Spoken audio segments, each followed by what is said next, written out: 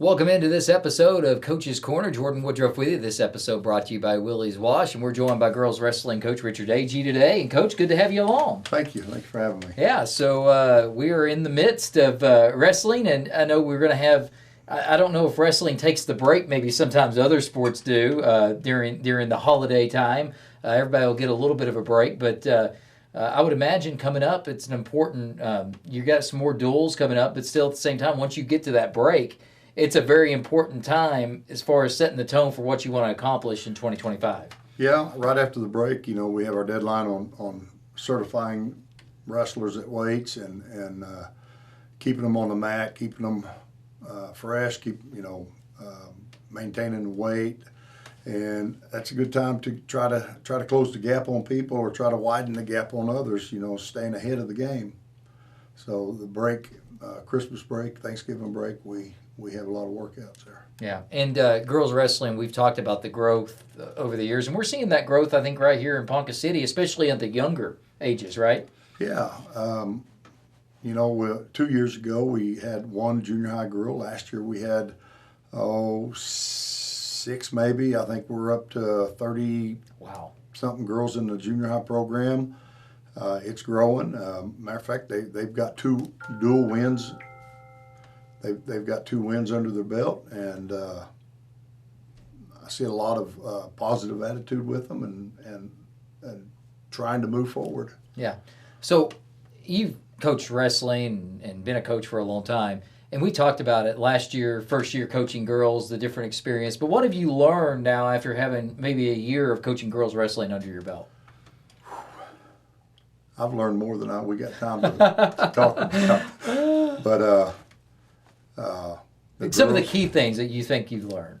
I think that emotions are a big side of it.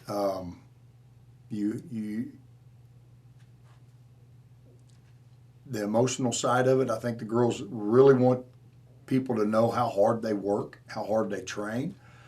And in some cases, I think the girls have to work twice as hard to get half the credit. Yeah. But I've not had any pushback. The girls are I call a practice, or we're gonna up the pace of practice. The girls always seem to answer up, and there's not been any problem with it. They're always eager to go to the next level. Yeah. Well, and when you coach girls, I think sometimes you can come in saying, I think you have to change things, coaching, we're going from boys to girls, but at the same time, the fundamental part of things, that really needs to stay the same, to be fair to them, correct? It does. When I left the boys' side and went over to the girls' side, I haven't changed anything on the fundamentals. If anything, I've had to pick it up a little bit, push a little bit harder, and like I said, the girls have never failed to respond. Everything that we've done, they've stepped up to the plate and answered. Yeah, and this is, we talk about sometimes rebuilding programs. We see that a lot. This isn't a rebuild. This is actually building a program, which is kind of a rarity in the state of Oklahoma. And what you're seeing, I feel like, is progress each and every year. And that progress isn't just what you're seeing on the varsity side. It's also, like we talked about, with the youth side and getting more numbers out there, getting more people interested. So, the thing is, you're kind of trying to lay a foundation for what this thing can be. And no, it's never going to get there as fast as you want it to, as there's going to be a lot of hurdles a lot of times in the way. But it seems like the foundation's starting to get poured, and it looks like it's going to be pretty sturdy. Yeah, like I said, the numbers are coming up. I've got 2 junior high teams that we're trying to accommodate, and it's really tough with just 2 coaches. But we've got our high school squad, and we've got our 1 junior high squad, and then our 2nd junior high team.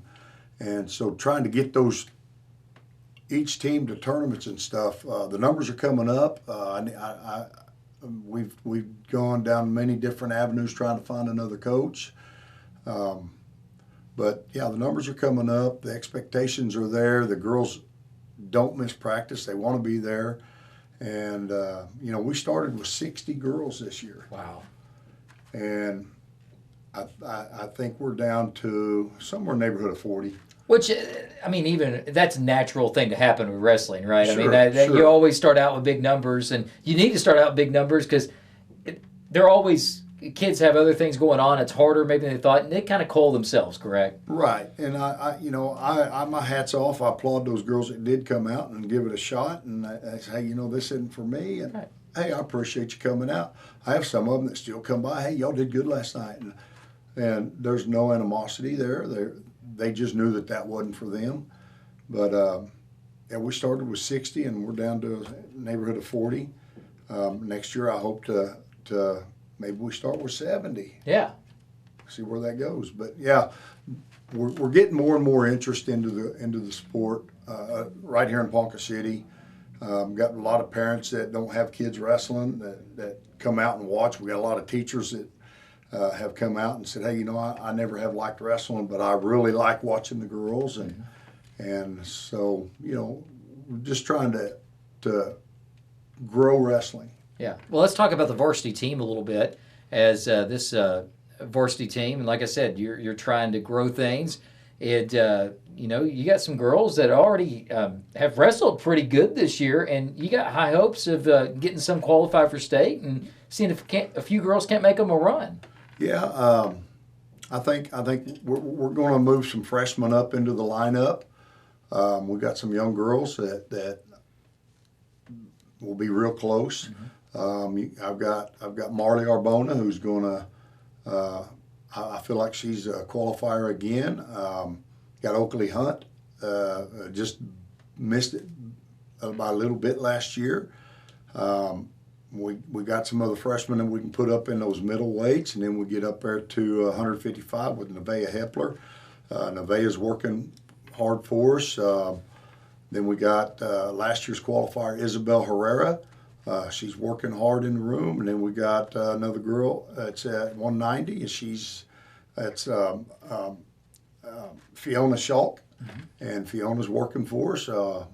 So we've got some girls that can definitely get qualified, and then some freshmen that may have a shot. Yeah, and when you talk about freshmen with varsity wrestling, and we talk about 6A boys wrestling, how tough it is, and the girls, it's not really, it's the higher classes, lower classes, kind of how it's set, but still, there's a lot of good girls wrestlers here in this state. A lot of names you recognize with the boys that sisters are wrestling, and they may be better than some of the brothers sometimes. Well, you say sisters are wrestling, I'm seeing kids that I wrestled against their dad when I was in school, or their grandpa at this point.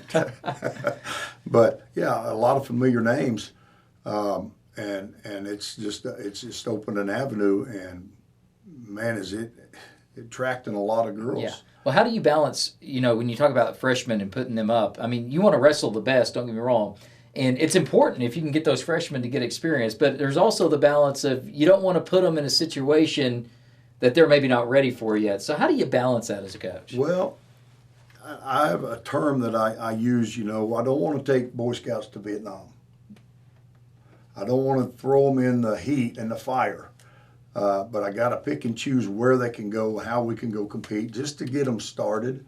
And then afterwards, it's okay to get into those tough battles. Yeah. That's what makes you better. Right. But we're going to make some opportunities for our freshmen and try to get them to come up and wrestle a couple matches at the high school and still be a part of that junior high program and see where it takes us. But like I said, I've got some freshmen that are going to step into that high school program, and absolutely next year they're going to. I feel like their performance so far this year, they're going to be ready for that high school program next year. Yeah. So. All right. Kind of the last thing for you. What do you think? Like, what's your expectation? You think this year for Ponca City girls wrestling? I know getting better every day is always the main thing that you're looking for, but when we get to that state tournament time, what do you hope is as far as qualifiers and what kind of success are you hoping to have? Well, we've lost some girls. I think that before this season, I was hoping I already had a number picked, and that number was 8. I don't know that that's a realistic number, but the girls that I do have, whether it's 5 today, 3 tomorrow, 10 next week, every girl that I have, I'm pushing and pushing and pushing. That's our goal. That's where we want to be. So I don't know where we're going to be at the end of the season. Do we have 8 girls? Do we have 3 girls? Do we have 10 girls? But every girl that I've got on the high school team, that's our goal. That's what we're pushing for. Yeah, and I think when you start programs and you're kind of on the ground level, you want it to happen fast, but things usually don't happen fast on most occasions. But You're right. at the same time, you're growing with them, but it's also you're trying to set the things more than winning, trying to set the processes and fundamentals together that's going to lead to that success in the future. Yeah, you said I'm growing with them, and the first thing come to mind is I'm getting older with them. We get older every day, every one of us, right? every day. But yeah, we're working on those fundamentals, and we're trying to fast track these girls to success, and I think for a majority of them in the room, that fast track's working. We've got 2 dual victories. We took a junior high team over to a tournament this last weekend and had a phenomenal performance. One of the things that stands out is in 2 days we had 45 pins. Wow. Another one that stands out is the seeding differential. Like girls who were seeded like 19th out of 30 girls wound up being first. Our seeding differential was 68. Wow. And that's phenomenal. So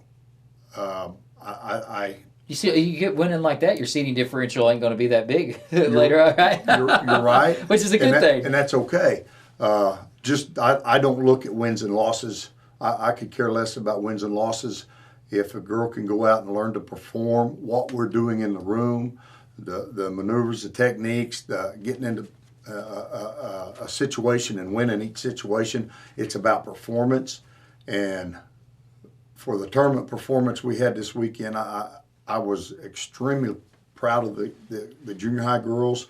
Looking at my high school girls that we wrestled last night, I felt like, man, we're in a better place now than we were last year.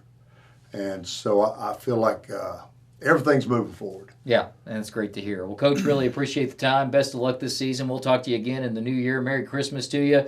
And let's keep on building this thing and maybe in some years to come do something really special. All right. Thank you. Coach Richard Agee, and that's going to do it for this episode of Coach's Corner. And I want to say thanks to our sponsor this week, and that is Willie's Wash. Thanks to Chris behind the camera as well. Jordan Woodruff saying so long, and until next time, go Cats.